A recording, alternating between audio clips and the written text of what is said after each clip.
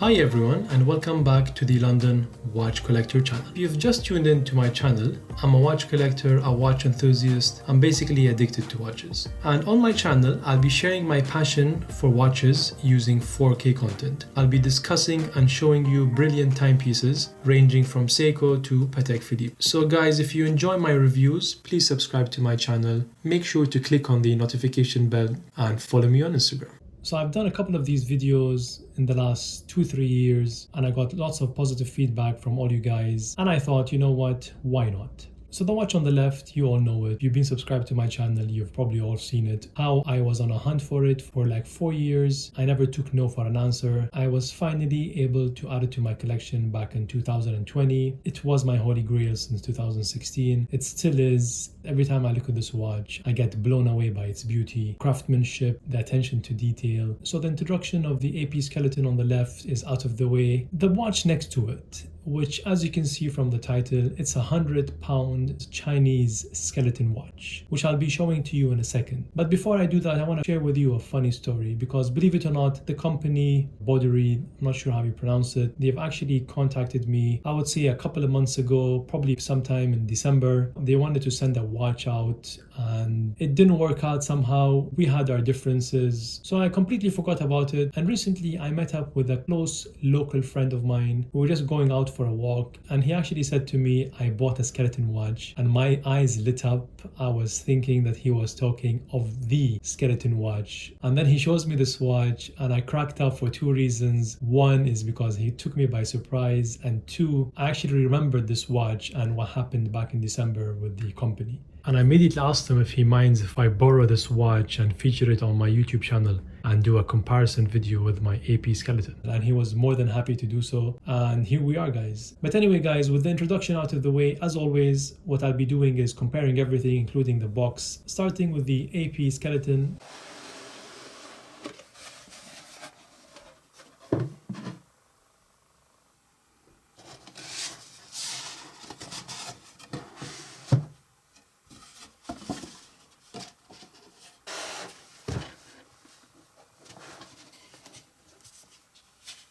The amazingly finished lacquered box.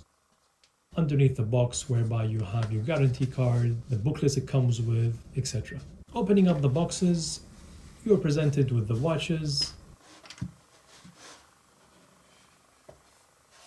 So I'm not really sure about which model this is, and I'm not going to go into so much information, to be honest, because the whole purpose of this video is to compare a high-end watch versus a Chinese watch. No offense to the Chinese, but I'm just comparing the industrial watch that is made by machine, copying designs from other watches. But first impressions, when you look at this watch, you will realize immediately that the case it has is actually of a Rolex Submariner. You flip it over and you'll see that the clasp it has is actually from a Tudor. So all this company did was copy the design of a Rolex case, a Rolex bracelet, a clasp of a Tudor, got a bezel from God knows where, and skeletonized a dial. Even when it comes to the dial, what they've done, they've used the hour markers just like the AP skeleton, and as you can see at the 12 o'clock they've mentioned the name of their brand. So with no offense to the brand, but there is no any effort by the brand to make their own design. That's why I never liked homage watches. I'd rather have a Seiko for that price. Although homage watches are not really counterfeit, but they've used someone else's design to manufacture their own watch with their own brand and sell it to the public. From far, without zooming in, without putting it under the lens, which I'll be doing in a second, actually looks quite decent. And as you can see on the dial at 6 o'clock, it says it has 72-hour power reserve. Moving on to the AP skeleton, guys, and straight away it just takes your breath away. Look at the finish. Look at the way every single part plays with the light.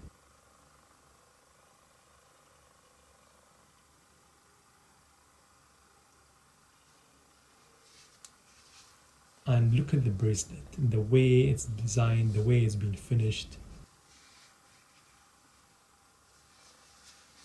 Every piece, every little part in this watch that you can see has been hand finished from the watchmaker. it literally takes them months to finish. As you guys know, these open work movements are only made as low as 400 pieces a year, and that needs to be split between 6 or 7 models. And every year AP introduces more skeletonized watches, which reduces, for example, the steel production. So we're talking about probably 50s or 100s pieces a year if we're even lucky.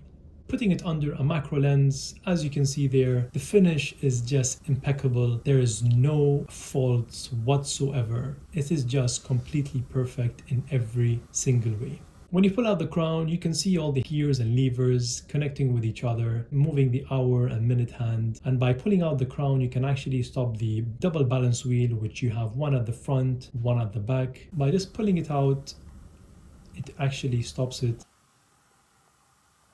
Another interesting feature is once it's fully wound, there's a clutch that disengages, as you can see there. So even though you're winding the watch, it engages the clutch so that you'll not overwind your watch. Looking at the movement, finished in this 22 karat skeletonized AP logo, finishing it to this extent, skeletonizing it, it's actually quite difficult. Moving on to the Chinese one, as you can see, the moment you put it under the lens, you realize that the finish is just industrial. It was not finished by hand. The closer you zoom in, the closer you realize what this watch actually is. Regardless of the fact that they've mimicked designs from other brands, but look at it under the lens. The finish is just daunting. Although there are gears and levers, but end of the day, they're selling this watch for £100, so you can only imagine what it cost them to manufacture. Looking at the skeletonized caseback, which is made of some sort of material, I can't exactly tell you, but it mimics a golden color. They probably use the design of the AP, and the rubies you see are probably just colored in pink to give it the indication of proper rubies that take the shocks of the watch. So once you put them next to each other, it just stands out in every single way. The finish or the way it looks, the AP is just on another level. I'm not gonna bother with weighing both watches because it's unfair for the AP to compare it to such a watch, but this video was actually made to educate you watch enthusiasts, or if you're just getting into watches. A watch is valued due to many reasons. First of all, the brand. We live in an era now that it's all about the marketing, it's all about the name of the brand. I always like to compare watches to a pharmaceutical company will spend millions or billions to create the first tablet of a new medication. But by the time they produce their 100 millionth tablet, probably cost them pennies. But can't neglect the fact that they funded so much initially to be able to create that tablet. If it comes to research, if it comes to marketing, whatever it is. And with the brands like AP, Patek, Rolex, or any other established, well-known brand, you're paying first of all for the name. You're paying for the craftsmanship.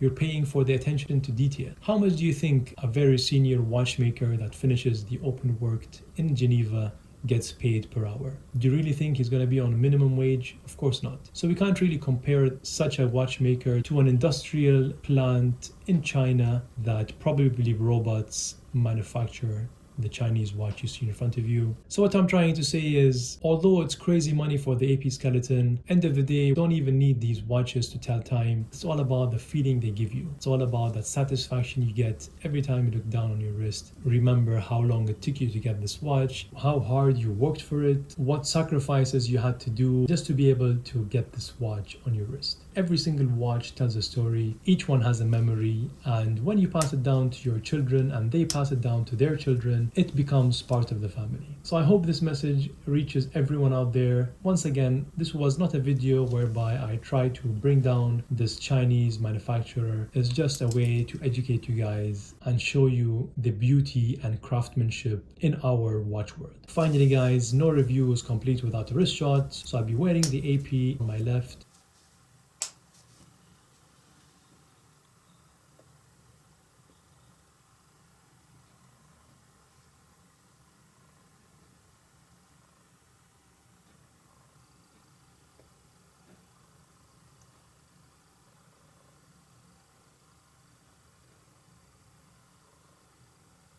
And the Chinese watch on my right.